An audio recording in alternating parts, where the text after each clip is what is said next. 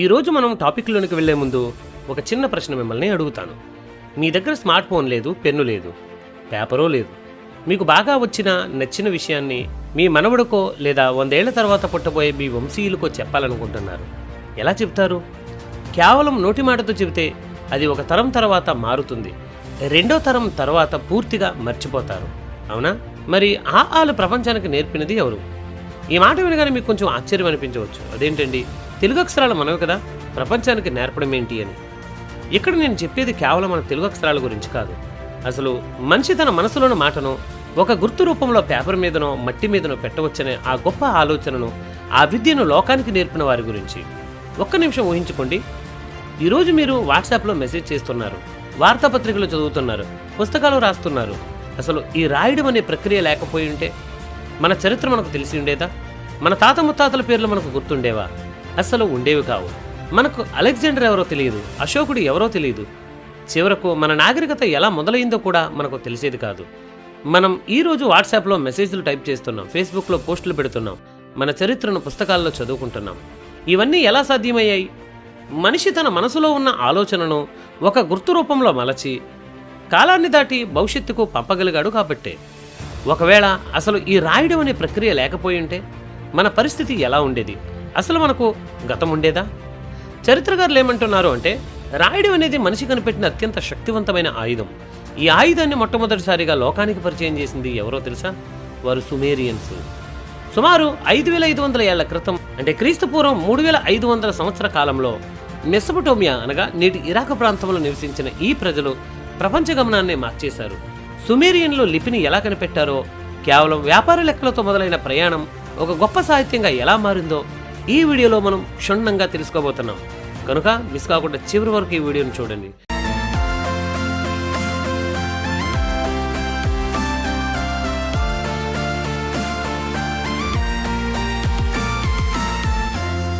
నా పేరు డానియల్, మీరు చూస్తున్నారు Bible unknown facts Telugu YouTube channel. అసలు ఈ సుమేరియన్లు ఎవరు అని ఆలోచించి మనం చరిత్రను తిరగరాస్తే ప్రపంచంలో మొట్టమొదటి నాగరికతగా పేరు పొందిన సుమేరియన్ నాగరికతని చెబుతుంది. నేడు మనం ఇరాక్ అని పిలుస్తున్న దేశం ఉంది కదా, అక్కడ టైగ్రిస్ మరియు యూఫ్రటీస్ అనే 2 నదులు ప్రవహిస్తూ ఉన్నాయి. ఆ 2 నదుల మధ్య ఉన్న సారవంతమైనటువంటి ప్రాంతాన్ని మెసొపొటేమియా అనేవారు. దాదాపు 5500 ఏళ్ల క్రితమే, అనగా క్రీస్తు పూర్వం 3500 ప్రాంతంలో సుమేరియన్లు అక్కడ ఒక అద్భుతమైన సామ్రాజ్యాన్ని కట్టారు. వారి ప్రత్యేకతలు ఏమిటంటే, మొదటి నగరాలు, ప్రపంచంలో మొట్టమొదటి పెద్ద నగరాలు, ఉదాహరణకు ఉర్ వీరే నిర్మించారు. అద్భుతమైనటువంటి ఆవిష్కరణలు, మనిషి జీవితాన్ని మార్చేసిన చక్రం, పొలం దున్నే నాగలి, సముద్రంలో ప్రయాణించే పడవ యొక్క తెరచాప, వీటన్నిటిని మొదట కనిపెట్టింది వీరే. 3 కాలం మరియు గణితం. ఈరోజు మన గడియారం గంటకు 60 నిమిషాలని, నిమిషానికి 60 సెకండ్లు అని వాడుతున్నాము అంటే ఆ 60 అనేటువంటి లెక్కను ప్రపంచానికి నేర్పింది సుమేరియన్లే. 4 జిగ్గురాట్లు. వీరు తమ దేవతల కోసం నిర్మించినటువంటి ఎత్తైన పిరమిడ్ లాంటి కట్టడాలను జిగ్గురాట్లు అని పిలుస్తారు. మనిషి అడవుల్లో తిరిగే స్థాయి నుండి ఒక పద్ధతి ప్రకారం నగరాల్లో నివసించడం, చట్టాలను తయారు చేసుకోవడం, వ్యాపారం చేయడం వంటివి సుమేరియన్లతోనే మొదలయ్యాయి. అందుకే వీరిని నాగరికతకు పునాది వేసిన వారు అని అంటారు. ఇటువంటి మేధావులైన ప్రజలే ప్రపంచానికి రాయడం అనే గొప్ప విద్యను కూడా బహుమతిగా ఇచ్చారు. ఈ రాయడం అనేది గొప్ప కవితలు రాయడానికో లేక ప్రేమలేఖలు పంపడానికో పుట్టలేదు. ఆశ్చర్యకరంగా అది వ్యాపార లెక్కల కోసం పుట్టింది. అప్పట్లో సుమేరియన్లు గొప్ప వ్యాపారులు. గొర్రెలు, మేకలు, ధాన్యం వీరి దగ్గర ఎంతలా నిల్వలుండేవంటే గుర్తించుకోవడానికి కూడా వారికి ఒక మార్గం అవసరమైంది. సుమేరియన్లు మొదట చిన్న చిన్న మట్టి బిళ్ళలను తయారు చేశారు. ఇక్కడ స్క్రీన్ మీద కనబడుతున్నటువంటి ఈ మట్టి బిళ్ళలే. ఒక శంఖం ఆకారంలో ఉన్నటువంటి బిళ్ళ ఉందంటే అది ఒక మూట ధాన్యం అని అర్థం. ఒక గుండ్రని బిళ్ళ ఉంది అంటే అది ఒక గొర్రె అని అర్థం. ఇలా ప్రతి వస్తువుకు ఒక ఆకారము వారు తీసుకుని వచ్చేవారు. మీరు 10 గొర్రెలు ఎవరికైనా అమ్మారనుకోండి, మీరు 10 గుండ్రని బిళ్ళలను తీసుకునేవారు. కానీ ఇక్కడ ఒక చిక్కు వచ్చింది. ఈ బిళ్ళలు పోతాయేమో లేదా ఎవరైనా మార్చేస్తారేమో అని భయం మొదలైంది. దానికోసం వారు ఏం చేశారో తెలుసా? ఈ మట్టి బిళ్ళలన్నింటినీ ఒక మట్టితో చేసిన గుల్లబంతి అంటే బుల్లా లోపల పెట్టి సీల్ చేసేవారు. ఇది అప్పట్లో ఒక కాంట్రాక్ట్ లాంటిది. కానీ ఇక్కడ మరో సమస్య. లోపల ఎన్ని బిళ్ళలు ఉన్నాయో తెలియాలి అంటే ప్రతిసారి బంతిని పగలగొట్టాలి. అప్పుడు ఒక తెలివైనటువంటి సుమేరియన్ ఏం చేశాడు అంటే, లోపల బిళ్ళలు పెట్టే ముందు ఆ బిళ్ళలతో బంతిపైన ముద్రలు వేద్దామని ఆలోచించాడు. అప్పుడు బయట ముద్రలు చూసి లోపల ఏముందో చెప్పవచ్చు, కొన్నాళ్లకు వారికి ఇంకో గొప్ప ఐడియా వచ్చింది. అసలు లోపల బిళ్ళలు పెట్టడం ఎందుకు, నేరుగా ఒక మట్టి పలక మీద ఈ ముద్రలు వేస్తే సరిపోతుంది కదా అని. ఆలోచించండి మనిషి బుర్ర ఎలా పనిచేసిందో. ఇలాగే ప్రపంచంలో మొట్టమొదటి మట్టి పలకల లెక్కలు మొదలయ్యాయి. ముద్రలు వేయడం బాగానే ఉంది, కానీ అన్నీ ఒకేలా కనిపిస్తే కన్ఫ్యూజ్ వస్తుంది కదా. అందుకే వారు వస్తువులన్నింటినీ పోలిన బొమ్మలను గీయడం మొదలుపెట్టారు. దీనినే పిక్టోగ్రాఫ్స్ అని అంటారు. ఆవు అని చెప్పడానికి ఆవు తలబొమ్మ, ధాన్యం అని చెప్పడానికి కంకి బొమ్మ. కానీ తడిగా ఉన్న మట్టి పలక మీద వంకర గీతలతో బొమ్మలు గీయడం చాలా కష్టం. ఒక గీత తప్పుపోతే మొత్తం పలక పాడైపోతుంది. అప్పుడు వారు కొత్త పద్ధతిని కనిపెట్టారు. నది ఒడ్డున పెరిగే రీడ్ అనే మొక్క కాండాన్ని తీసుకొని దాన్ని ఒక కలంలా చెక్కుకున్నారు. దానితో మట్టి మీద బొమ్మలు గీయడానికి బదులు నొక్కడం మొదలుపెట్టారు. ఆ నొక్కినప్పుడు ఏర్పడే ఆకారాలు మేకులాగా ఉండేవి. అందుకే ఈ లిపిని చరిత్రకారులు క్యూనిఫార్మ్ అని పిలిచేవారు. లాటిన్ భాషలో క్యూనియస్ అంటే మేకు అని అర్థం. ఈ దశలో సుమేరియన్లో ఒక అద్భుతం చేశారు. కేవలం వస్తువులనే కాకుండా శబ్దాలను రాయడం మొదలుపెట్టారు. ఉదాహరణకు నది అనేటువంటి శబ్దానికి ఒక గుర్తు ఉంటే వేరే ఏదైనా పేరులో ఆ శబ్దం వచ్చినా అదే గుర్తు వాడేవారు. దీనినే రీబస్ ప్రిన్సిపల్ అని అంటారు. ఇది లేకపోతే ఈరోజు మనం అక్షరాలను శబ్దాలతో కలిపి చదివేవాళ్ళం కాదు. ఈ రీబస్ ప్రిన్సిపల్ అనేది వినడానికి ఏదో సైన్స్ ఫార్ములాలా ఉంది, కానీ నిజానికి ఇది భాషా చరిత్రలోనే అతిపెద్ద క్లిక్. దీని గురించి కొంచెం వివరంగా మనం అర్థమయ్యే ఉదాహరణలతో చెప్పుకుందాం. అప్పట్లో సుమేరియన్లకు ఒక పెద్ద తలనొప్పి వచ్చిపడింది. వారు గొర్రె బొమ్మ గీస్తే గొర్రె అని, ఆవు బొమ్మ గీస్తే ఆవు అని అందరికీ అర్థమవుతుంది. వీటిని మనం కళ్ళతో చూడగలం కాబట్టి బొమ్మలు గీశారు. మరి ప్రేమ, నమ్మకం, న్యాయం లేదా ఒక వ్యక్తి పేరు రాయాలి అంటే ఇప్పుడు రవి అనే పేరు ఉందనుకోండి. రవి అనే వస్తువు ప్రపంచంలో ఎక్కడనో ఉండదు. దానికి బొమ్మ ఎలా గీస్తారు? అక్కడ పుట్టిందే ఈ రీబస్ ఆలోచన. అంటే ఒక గుర్తును దాని అర్థం కోసం కాకుండా దాని శబ్దం కోసం వాడటం. ఇప్పుడు నేను చెబుతున్న ప్రతి దానిని కూడా మీకు స్క్రీన్ మీద ఇస్తున్నాను. వాటిని జాగ్రత్తగా పరిశీలిస్తే నేను చెప్పేవన్నీ కూడా మీకు అర్థమవుతాయి. మొదటి కాలంలో ఉన్నటువంటి గుర్తులు చాలా సింపుల్ బొమ్మల రూపంలో ఉండేవి. వాటిని వంకర గీతలతో చేసేవారు. రెండో కాలంలోకి వచ్చేసరికి ఆ గుర్తులు నిలువుగా ఉన్న స్థితి నుంచి 90 డిగ్రీలకు తిప్పి అడ్డంగా రాయడం ప్రారంభించారు. 3 నుంచి 6వ కాలంలో వరకు ఆ బొమ్మలు క్రమంగా తమ అసలు రూపాన్ని కోల్పోయి సాధారణ సంకేతాలుగా మారిపోయాయి. చివరి 2 కాలంలో అయితే ఇంకా సింపుల్గా త్వరగా రాయడానికి అనువుగా అవి మారిపోయాయి. పురుషుడు మరియు స్త్రీ అనే గుర్తులు మొదట వారి జననాంగాల బొమ్మల ఆధారంగా రూపొందించబడ్డాయి. దీంతో ఎవరు పురుషుడు ఎవరు స్త్రీ అనే గందరగోళం తక్కువగా ఉండేదేమో. మొదట సుమేరియన్లు ప్రతి వస్తువుకి ఒక ప్రత్యేక గుర్తు తయారు చేసేవారు, కానీ అది ఎక్కువ కాలం పనిచేయదని త్వరగా అర్థమైంది. అప్పటికే వారి దగ్గర 700కు పైగా గుర్తులు ఉండేవి. వాటిలో దాదాపు 600 గుర్తులు రోజువారీ వాడుకలో ఉండేవి. అన్ని గుర్తులను గుర్తించుకోవడం చాలా కష్టమయ్యేది కూడా. అందుకే వారు ఒక గొప్ప ఆలోచన చేశారు. వస్తువులను మాత్రమే కాకుండా శబ్దాలను కూడా రాయడం ప్రారంభించారు. అంటే ఒక పదానికి ప్రత్యేకమైనటువంటి గుర్తు లేకపోయినా ఆ పదంలోని శబ్దాలను సూచించే గుర్తులను కలిపి రాయడం మొదలుపెట్టారు. ఉదాహరణకు ఒక లేఖకుడు ఎన్ష్యూ అనే పదాన్ని రాశాడు లేదా విన్నాడు అనుకుందాం. ఆ పదానికి ఒక ప్రత్యేకమైన గుర్తు లేకపోయినా ఈఎన్ మరియు ఎస్యు అనే శబ్దాలకు ఉన్న గుర్తులను కలిపి ఆ పదాన్ని రాయగలిగేవాడు. ఆ గుర్తుల అసలు అర్థాలు వేరైనా వాటి ఉచ్చారణ ఆధారంగా కొత్త పదాన్ని రూపొందించేవారు. మనకు అర్థమయ్యేలా ఒక తెలుగు ఉదాహరణ చూద్దాం. మీరు ఎవరికైనా మాత అనే పదాన్ని బొమ్మల రూపంలో చెప్పాలనుకున్నారు, కానీ అమ్మ అనేటువంటి పదానికి ఒక ప్రత్యేకమైనటువంటి గుర్తు లేదనుకుందాం. అప్పుడు మీరు రీబస్ పద్ధతిలో ఇలా రాయవచ్చు: ఒక మామిడి పండు బొమ్మ ప్లస్ ఒక తలబొమ్మ. ఇక్కడ మామిడి పండుకి తలకి అమ్మతో సంబంధం లేదు, కానీ ఆ 2 బొమ్మల పేర్లలో మొదటి అక్షరాలను అంటే శబ్దాలను కలిపితే మా ప్లస్ తా మాత అవుతుంది. ఇది ఎందుకు ఇంత గొప్ప ఆవిష్కరణ అంటే దీనివల్లే మనిషి కంటికి కనిపించని భావాలను కూడా రాయడం మొదలుపెట్టాడు. ఒకప్పుడు కేవలం వస్తువుల లెక్కల కోసం వాడిన లిపి ఈ రీబస్ ప్రిన్సిపల్ వలన భాషగా మారిపోయింది. బొమ్మలను కేవలం బొమ్మలుగానే కాకుండా వాటి వెనుక ఉన్న శబ్దాలను కూడా గుర్తించి రాయడం సుమేరియన్ల యొక్క గొప్ప తెలివి.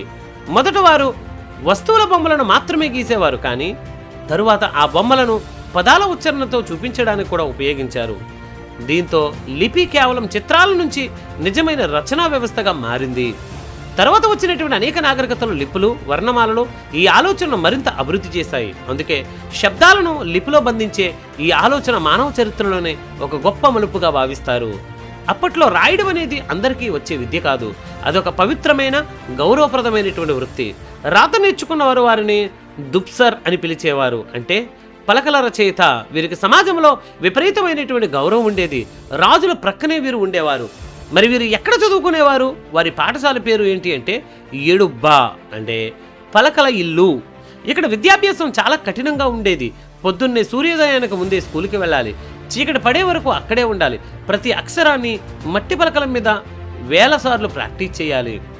The Sumerians their history, culture and characters by Samuel Noah Kramer అనే సోర్స్ ప్రకారం ఒక సరదా సుమేరియన్ కథ అంటే స్క్రైబల్ లైఫ్ ఉంది.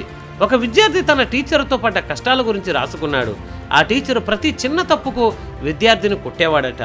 చివరికి ఆ విద్యార్థి తండ్రి టీచర్ని ఇంటికి పిలిచి మంచి విందు ఇచ్చి మద్యం తాపించి గిఫ్ట్ ఇస్తే అప్పుడు ఆ టీచర్ సాఫ్ట్ అయిపోయి నీ కొడుకు చాలా తెలివైనవాడు, గొప్ప లేఖకుడు అవుతాడు అని పొగిడాడట. కేవలం గొర్రెలు మేకల లెక్కలతో మొదలైన ఈ లిపి మెల్లగా రాజుల విజయగాథలను, దేవతల స్తుతులను రాయడానికి ఉపయోగపడింది. సుమేరియన్ రాజు షుల్గి తన గురించి తాను గొప్పగా రాసుకున్నాడు. ఆయనకు 5 భాషలు తెలుసని, ఆయన గొప్ప లేఖకుడని పలకల మీద ఇప్పటికీ ఆధారాలు ఉన్నాయి. అలాగే గిల్గామెష్ ఇతిహాసం, దీని గురించి మీరు వినే ఉంటారు. నోవాహు జలప్రలయ కాలానికి సంబంధించినటువంటి అనేకమైన విషయాలు తెలియజేయడానికి ఈ గిల్గామెష్ ఇతిహాసాలు కూడా మనకు ఉపయోగపడతాయి. ప్రపంచంలోని మొట్టమొదటి గొప్ప సాహిత్యం ఇది.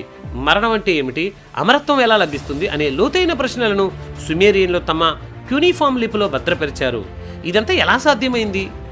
సుమేరియన్లు మట్టి పలకలను కాల్చడం వలన అవి వేల సంవత్సరాల పాటు చెక్కు చెదరకుండా భూమిలో ఉండిపోయాయి.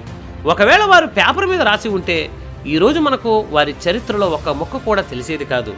సుమేరియన్లు తమ లిపిని నిషాబా అనే దేవతకు అంకితమిచ్చారు. ఆమెను జ్ఞానానికి ప్రతీకగా, లిపిని అధిష్టాన దేవతగా వారు ఆమెను పూజించేవారు. వారి దృష్టిలో రాయడం అనేది దైవికమైనటువంటి వరం.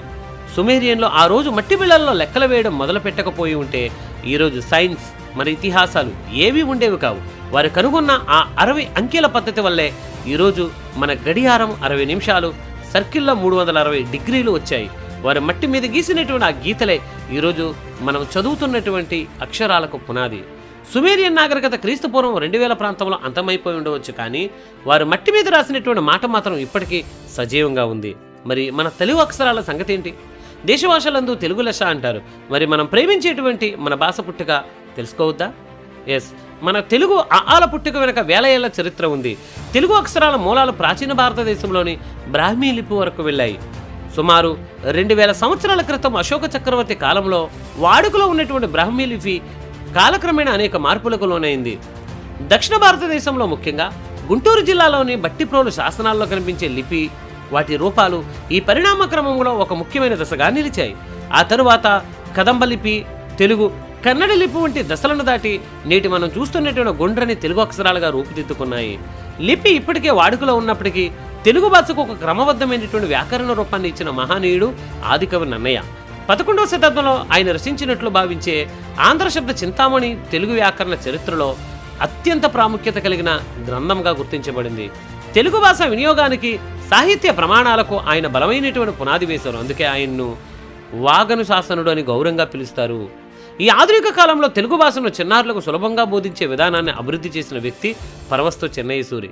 19వ శతాబ్దంలో ఆయన రచించినటువంటి బాల వ్యాకరణం వంటి గ్రంథాలు తెలుగు వ్యాకరణాన్ని సులభంగా అర్థమయ్యేలా చేశాయి.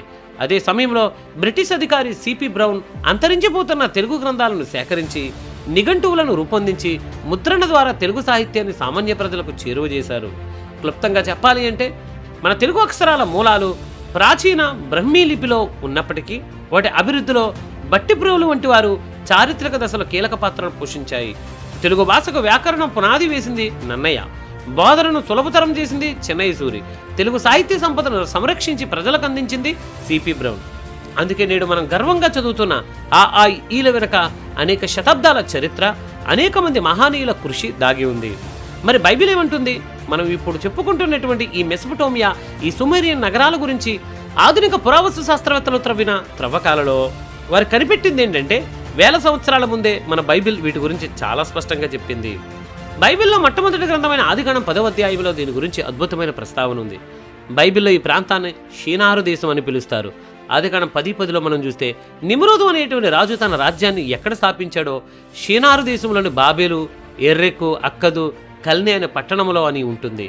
ఇక్కడ మీరు గమనించాల్సిన విషయం ఏమిటంటే, చరిత్రకారులు ప్రపంచంలోనే మొదటి నగరం అని పిలుస్తున్న ఉరుక్ పట్టణమే బైబిల్లో చెప్పబడినటువంటి ఎరెకు. అంటే ఎక్కడైతే లిపి పుట్టిందో, ఎక్కడైతే నాగరికత మొదలైందో ఆ ప్రాంతం గురించి దేవుడు కొన్ని వేల ఏళ్ల క్రితమే తన వాక్యంలో రాసి ఉంచారు. అందుకే యెషయా గ్రంథంలో ఒక మాట ఉంటుంది. దేవుడు యెషయా ప్రవక్తతో ఇలా అంటున్నారు, పూర్వకాలమున జరిగిన సంగతులను జ్ఞాపకం తెచ్చుకొనుడి, నేనే దేవుడును, నాతో సమానుడు ఎవడునూ లేడు, ఆది నుండి అంతమును పూర్వకాలము నుండి ఇంకను జరుగు సంగతులను తెలియజేయుచున్నాను అని. యెషయా గ్రంథము 46:9-10 వాక్యాలు ఇక్కడ చూడొచ్చు. దేవుడు ఏమంటున్నారు అంటే, ఆది నుండి ఏది జరగబోతుందో పూర్వపు సంగతులు ఏంటో చెప్పేవాడిని నేనే, నాలాగా చెప్పగలిగేవాడు ఈ విషయంలో ఎవరూ లేరు అని ఆయన మనందరికీ కూడా సవాలు విసురుతున్నాడు. సుమేరియన్లో ఆ మట్టి పలకల మీద చరిత్రను రాయడానికి ముందే అసలు మనిషికి ఆ జ్ఞానాన్ని ఇచ్చింది దేవుడే. మనిషి తన చరిత్రను భద్రపరుచుకోవాలనేటువంటి ఆలోచన మనిషి మెదడులో నాటింది కూడా దేవుడే. ఎందుకంటే దేవుడు తన వాక్యాన్ని, తన సత్యాన్ని తరతరాలకు అందించాలని ముందే ప్రణాళిక వేశాడు. సుమేరియన్లో మట్టి మీద రాస్తే దేవుడు తన ఆజ్ఞలను రాతి పలక మీద రాశారు, తన ప్రేమ మన హృదయాల మీద రాశారు.